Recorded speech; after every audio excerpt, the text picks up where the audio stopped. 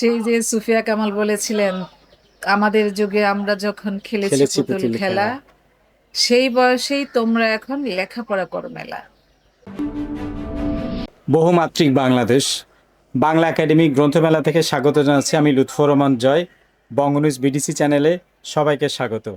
মাহবুবা ফারুক, আপনাকে স্বাগত আমাদের বঙ্গনিউজ বিডিসি চ্যানেলে। ধন্যবাদ। একজন শিশু সাহিত্যিক, শিক্ষক এবং সর্বোপরি যাকে অনুকরণ করা যায় এমন একজন মমতাময়ী মানুষ মাহবুবা ফারুক। আপনার কাছে আমাদের এই শিশুরা অনেক কিছু শিখে চলেছে এবং আমি নিজেও কিন্তু প্রতি বইমেলায় আপনার সঙ্গে বসি। আমার নিজেরও খুব ভালো লাগে যে এমন মানুষ পাশে থাকলে কিংবা সমাজে থাকলে আমাদের সমাজ এগিয়ে যাবেই। অভিবাদন আপনাকে। আজকে আমার হাতে আপনার বই এসেছে গল্পে গল্পে স্মৃতি, বলবেন? প্রথমে বলি যে আপনাকে মানে অনেক ধন্যবাদ। আর এমনিতে ধরেন যে শিশুরা, আমাদের যে যুগের শিশুরা আমরা যেরকম ছিলাম, এখন তো অনেক পরিবর্তন হয়েছে। আমাদের পরে যারা জন্ম হয়েছে, তারপর আরেকটা স্টেপ, এরকম করে করে হুম। এখন যে এখন শিশুরা বলে আছে। শিশুর যুগ নেই, আমরা যে শিশুকে মনে করতাম শিশুর যুগ নেই। সেই যে সুফিয়া কামাল বলেছিলেন, আমাদের যুগে আমরা যখন খেলেছি খেলেছি পুতুল পুতুল খেলা, খেলা। সেই বয়সেই তোমরা এখন লেখাপড়া করো মেলা। এটা ছিল ওনার সময়ের একটা ওনার অনুভূতিটা। আর আমরা এসে দেখছি কি, লেখাপড়া তো ঠিক আছে, যে যতটুকু করছে করছে, যে ধারাতে আছে, কিন্তু ওরা যে যান্ত্রিক জীবনে ঢুকে গেছে। হুম। ওরা যে অনেক আধুনিক যুগে অনেক আধুনিক যন্ত্রপাতি ওরা চালাতে শিখে গিয়েছে, ওরা পেয়ে গিয়েছে নেটের এই যে বিভিন্ন সুযোগ। একেবারে ওরা তাই। গুগল চিনে, ওরা অনেক আধুনিক যুগের অনেক কিছু চেনে যেগুলো আমাদের সময় ছিল না। তো সেই হিসাবে ওরা তো অনেক আধুনিক হয়ে গেছে। এখন ওরা আমাদের সে পিছনের মানুষ যারা আমরা, আমাদের কথাগুলো তারা শুনবে কিনা, কতটুকু শুনবে, এখন ওদের মতো করে ওদের সঙ্গে বলার চেষ্টা করি।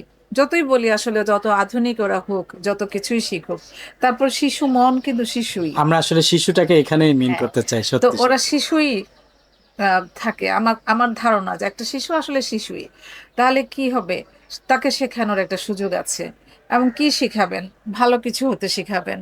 এবং শিখাবেন, যখন আপনি উপদেশ দিবেন সে তো শুনবে না। তখন কি করতে হবে? তখন একটা ছবি দেখিয়ে বলতে হবে, একটা গল্প শুনে বলতে হবে যে আচ্ছা এটা দেখো তো, এটা না এই হয়েছিল। আপনার কাছ থেকে যদি ওর আগ্রহ হয়, সে বাকিটুকু শুনবে। শুনে ওই কিন্তু ঠিক করবে যে ওখান থেকে কতটুকু সে জি। গল্পটা থেকে তার যেটুকু ইচ্ছা, সে যেটুকু মনে করে নিবে, নিক। হয়তো বা একটা কাজ ভালো শিখলো, আচ্ছা ঠিক আছে, একটাই শিখুক। আস্তে আস্তে সে নিজে আরো একটু ভালো কাজ করবে, এভাবে হয়তো। এটা আমার আশা যে এক সময় সে নিজেই কাউকে ভালো হতে বলবে। আর একটা বাচ্চা ভালো হওয়া মানে তো একটা পরিবার ভালো হওয়া। সে তার ছোট ভাই বোনকে শিখাবে, এক সময় সে তার সন্তানকে শিখাবে।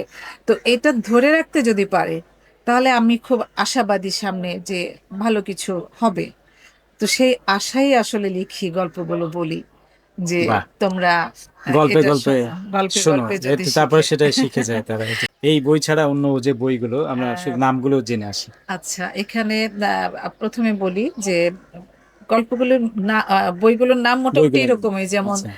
আহ, সততার পুরস্কার, তারপরে ভালো বন্ধুদের গল্প, হুম। ভালো কাজের পুরস্কার, এরকম করে। আর কিছু দু একটা আছে একটু মজা করার জন্য, কারণ সবসময় একরকম লিখলে একসময় দেখা যায় যে আরে উনি তো শুধু এগুলোর গল্পই লিখছেন, অনেক সময় বাচ্চাদের হয়তো একঘেয়েমি আসতে পারে, সেই জন্য একটু লিখলাম ভূতের বংশধর। একবার ওরা মজা পেলো মজা খুব পেল, এটা হ্যাঁ। লিখলে। ঠিক।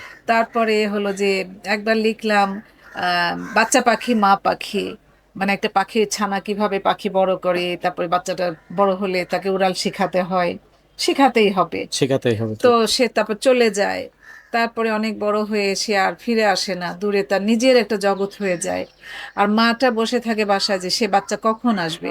সে পথের দিকে তাকিয়ে থাকে, আমার বাচ্চাটা আসবে। কিন্তু বাচ্চাটা হাওয়ার কাছে খবর পাঠিয়ে দেয়, মাকে বললো যে মা যেন নিজের জন্য একটু চিন্তা করে, এখন যেন আমার কথা না বলে, আমি অনেক বড় হয়ে গিয়েছি। তাই। এটা একটা হাওয়ার কাছে খবর পাঠিয়ে দেয়। তো মা কাঁদে, কিন্তু মা আবার ভাবে যে না ঠিক আছে, আমার বাচ্চাটা তো বড় হয়েছে। এই একটা আছে, একটা এটা হলো ছড়া গল্প, পুরাটা একটা গল্প দিয়ে এটা ছড়ার মতো করে লেখা। আবার ওইটারই আমার ছাত্রছাত্রীরা পড়ার পরে বলেছে যে আপনি যে পাখিটাকে উড়িয়ে দিলেন আমাদের তো ভালো লাগছে না, আমরা তো মায়ের কাছে ফিরতে চাই। আর যে অনুভূতিটা অনুভূতি এই যে আমার এত তারা ভালো হ্যাঁ লাগলো। হ্যাঁ তা বলছে তোমরা মাকে অনেক ভালোবাসো তো? ঠিক, হ্যাঁ মা, টিচার আমরা অনেক ভালোবাসি। হুম। আপনি ঠিক তো এটাই আছে, চেয়েছিলেন হ্যাঁ আসলে। আমি বলছি এই যে হুম। তোমরা যে ভালোবাসো এইটা আমার কাছে ভালো লাগছে, আর আমি তোমাদের কথা মনে করে আমি এটা মানে দ্বিতীয় পার্ট লিখবো। তারপর দ্বিতীয় পার্ট বই হয়েছে, আচ্ছা। বাচ্চা পাখি ফিরে এলো মা পাখিটার কাছে। সেই বইটা অনেক চলেছে, এবং ওরা যে আমাকে চিঠি লিখে জানিয়েছিল সেই চিঠিগুলো আমি বইয়ে দিয়ে দিয়েছি। হুম। ওরা এত মজা পেয়েছে, এত আনন্দ পেয়েছে যে ওদের চিঠিগুলো বইয়ের সঙ্গে আছে। তো ঠিক। ওই বইটাও হয়েছে, বা এই ধরনেরই বাচ্চাদের বই সব বেশি। হুম।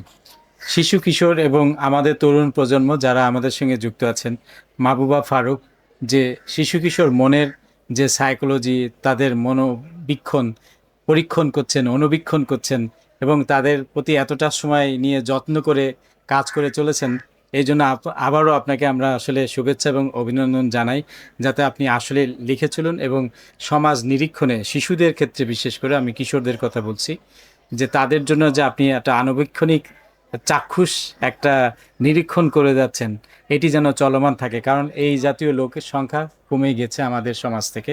মাহবুবা ফারুক সেই কমতি লোকের সংখ্যায় একজন, তাকে আমরা দাঁড়িয়ে একটা মাইলস্টোন হিসেবে কল্পনা করি, তাকে অভিবাদন জানাই, ধন্যবাদ।